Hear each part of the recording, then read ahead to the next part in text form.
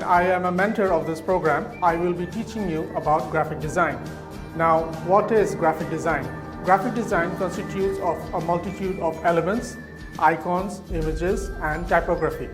How we are actually combining all of these elements together and putting it forward into one cohesive material and communicating with one another is actually the science and the art of graphic design. Graphic design, as I had just said, it communicates with different kinds of people.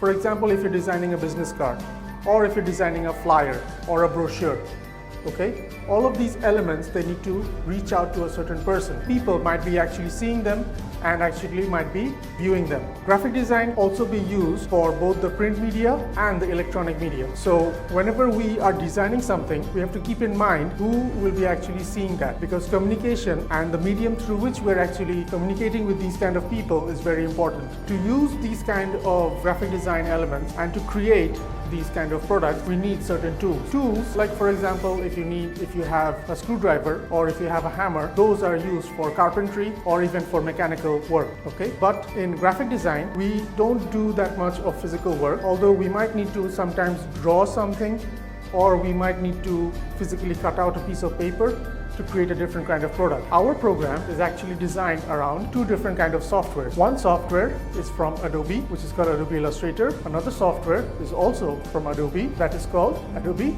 Photoshop. Using Adobe Illustrator and Adobe Photoshop, we will be working in graphic design. So, without further ado, let's proceed.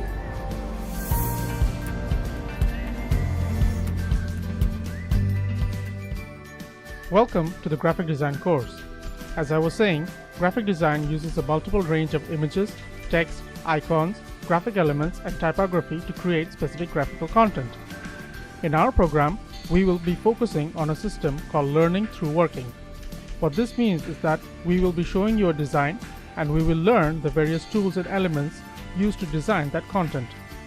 We will be needing two software for the course. One is Adobe Illustrator and another is Adobe Photoshop. It is also important that you have an optimum running laptop or desktop computer on which you can work.